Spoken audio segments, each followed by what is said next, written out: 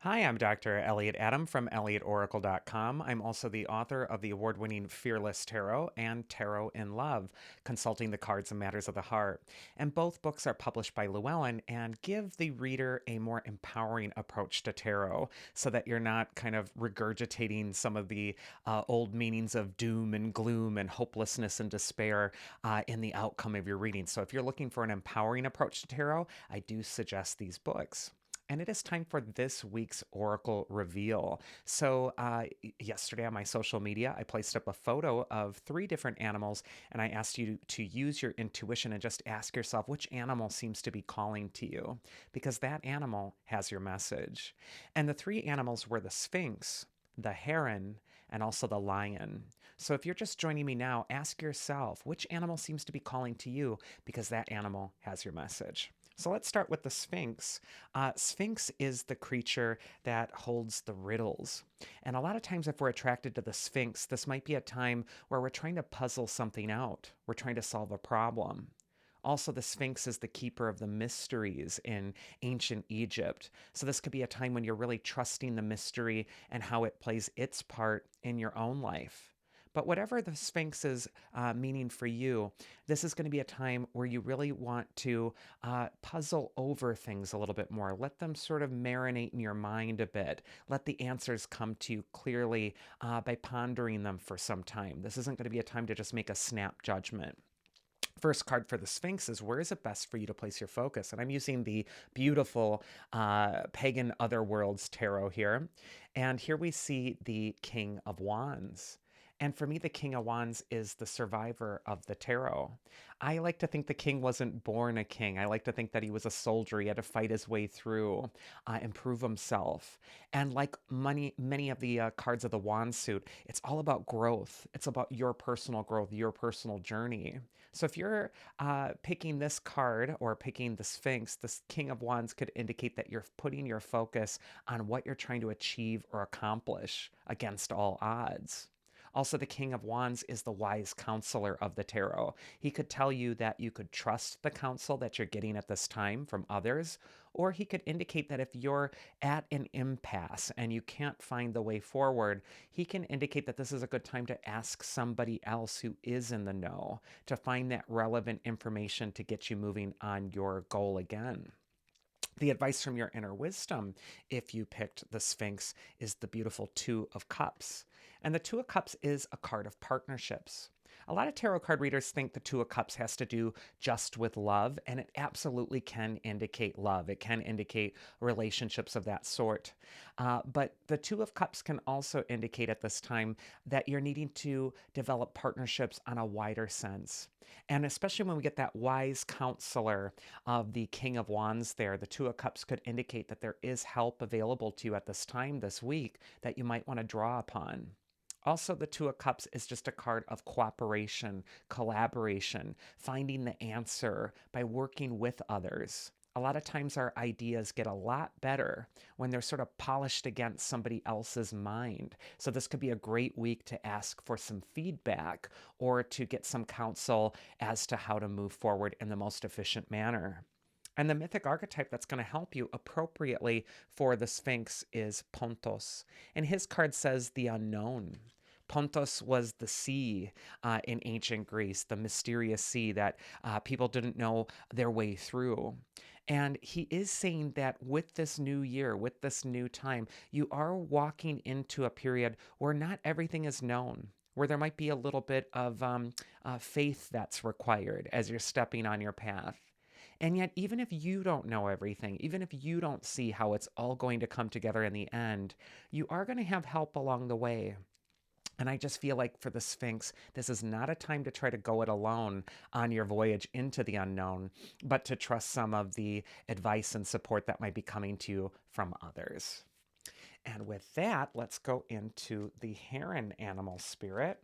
And for me, I like to think of the heron as the water phoenix, the bird that is like the phoenix but comes out of the water. It can represent a symbol for rebirth or renewal when it comes to your emotions. It could also indicate that your emotional landscape is transforming and that you want to cooperate with that. But for me, the Phoenix is also a card that says that we can always begin anew.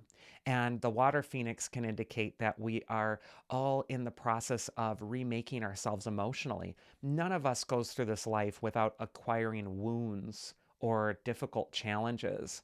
And the Heron can teach you how to take those challenges, how to transform them, how maybe to find the value even in those difficult moments and apply it to your life with new eyes. First card for Heron is where is it best for you to place your focus this next week? And here we see the Nine of Swords. And how interesting in this deck with the Pagan Otherworlds Tarot, we see the swan who's chained. It might be hard to see with the reflection, but the swan is wearing a collar with a bit of a chain on it. And that's an old medieval symbol for loyalty and duty or obligation. And Nine of Swords can sometimes indicate trauma, difficulties in our way of thinking of something, sometimes being overthrown by shadow thoughts. The feeling I'm getting here is where you want to place your focus is how are you going to reframe your duties and your responsibilities to not be something that's victimizing you or keeping you stuck or making you want to shake your fist at it, but instead that you're acknowledging this is my path and I'm going to channel it in the way that's going to benefit me. And maybe even these things that are making me uncomfortable are actually going to be making me stronger in the end. And then I think of the heron, the water bird, next to the swan, the water bird. There is this sense that you're kind of going in between the worlds. You're kind of a creature of the air and the water when we see the swan and the heron. So this could be a time when you're kind of combining that element of air, your thoughts, and you're really evaluating that element of water, your feelings, and you're reconciling the two. I also just kind of feel like this could be a time to get out of something that's entangling and try to make yourself feel a bit more free by reframing it. Maybe looking at an old feeling or an old emotion in a more logical manner. Or vice versa, if you've been too in your head, too cerebral, this could be a time where you're invited back into those waters of wisdom. For advice from your inner wisdom, if we pick the Water Phoenix, yeah, transformation for sure. We got the Tower card. And before you say, oh no, the Tower, that means something terrible. You know, the Tower does indicate that there is some sort of a difficult transformation that you're undergoing, a change. The Tower is a deconstruction of something that was really well established before, something that might have even felt safe or secure, but no longer serves. And yet, for me, even though the Tower can indicate difficulty, and I don't want to sugarcoat the Tower and just say it's completely comfortable and fine. No, when we're going through Tower moments, this could be a time of crisis where we're really facing something honestly. But that lightning bolt can represent an epiphany, an understanding. And the Tower is not anything if not a prison. And the collapse of a prison isn't such a bad thing when we think about it. So for me, the Tower is one of the most healing cards in the tarot. It sweeps away all that you no longer need. And if you're going through that emotional rebirth, like the Water Phoenix, or like the ugly duckling into the beautiful swan, part of transforming is sacrificing and letting go of an old, outmolded identity that just no longer serves you. So I feel like there's a big change happening for the Heron people out there, a big reevaluation of your life, but also a letting go of a structure that just isn't something that's conducive to you growing anymore. And it might not be easy all the time, but you can do it. And then the mythic archetype that's going to help you is Gentle Selene. She's kind of hard to see with the reflection too, but she's the goddess of the moon. And Selene is a card that has to do with your intuition, your instincts. I'm getting the message like you need to not freak out about what you're feeling up here, but you need to go even deeper.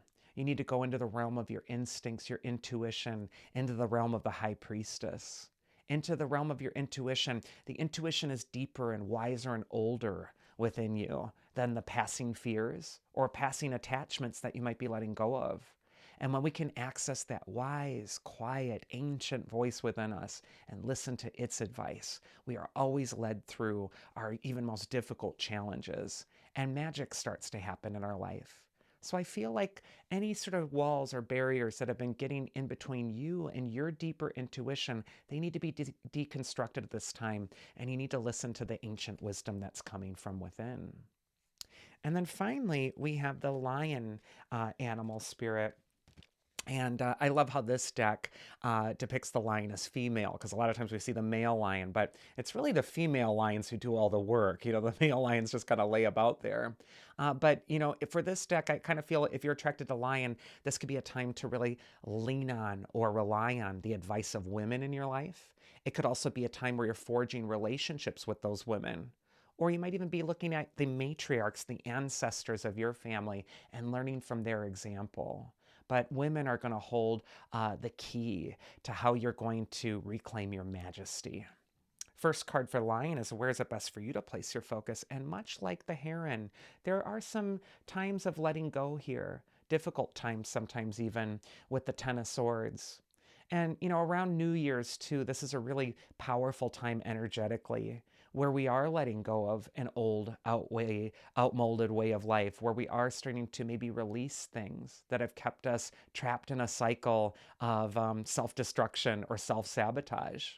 When we see the Ten of Swords, this is a card that says it's time to let something end. It's time to make it final. And it's time to be unafraid of looking at the thing that you need to make end. A lot of times the Ten of Swords victimizes us because we're avoiding it. We're like, la, la, la, la, la. I don't want to hear about that. Sorry about bumping the microphone. I don't want to hear about that uncomfortable or inconvenient truth. And so we just kind of keep ourselves separated from it. And I just kind of feel like this is a time where you need to be brave and look at the thing that you need to transform. Look at the thing that you just don't need anymore. Maybe it's just an old habit or an old way of looking at things or something that's just been limiting you. Or maybe it's just something externally that you're involved in that you need to grow beyond. The Ten of Swords is saying this is your time to make that transformation. You can transform by making a choice. And we don't always have control over what happens to us in our life, for sure. Sometimes difficulties come out of the blue and we're just left to deal. But we always have our choice with what self we respond to that challenge with. Are we going to respond with our best, courageous self, or are we going to respond with our fearful self? And so I feel like this is going to be a time where you're really being brave. You're really looking at some inconvenient truths and making some assessments and making some transformations as a result of it. Next card is advice from your inner wisdom, and we got the competition card of the Five of Wands. Five of Wands can indicate that you are worried as you're going forward about how you're going to make everything work. There could be an inner conflict where like one part of you wants this, but another part wants this, and another part wants this, and what do I do? And I feel like, again, it's like choose to respond with your excellence. Choose to respond with the best part of you. Five of Wands can sometimes be a bit of an immature card. A lot of the traditional decks show adolescence on it. And so this can sometimes be a card that indicates you don't want to respond with an adolescent mind here. You want to respond with the adult mind. You want to respond with the mature mind, the part of you that has grown and has somehow proved yourself. Five of Wands can also indicate competition externally. Like, I want to make this happen, but there's so many people doing their thing, and how will I make my voice special? How do I differentiate myself? And yet again, the answer is to be excellent. The cream will always rise to the top. And you don't need to worry about what so and so is doing. If you're in your excellence, if you are in your inner lion, and you are proud of what you're bringing to the table, you're going to command that respect and you're going to change the energy around you. And then the mythic archetype that's going to help you is Eros. He's the god of desire.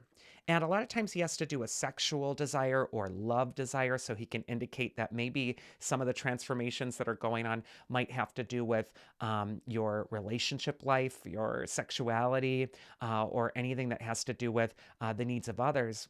But Eros is also a god of passion. And passion isn't just limited to physical passion. This could be a time where you're really getting clear on what are your desires for yourself. You might also need to find yourself desirable again. This might be a time to do some work on yourself where you're really stepping into your self-esteem. You're feeling desirable. You're knowing your self esteem. You're knowing what your worth is as you're stepping into the world. But I do feel like there are major transformations that are going on between how you relate to the world with these cards.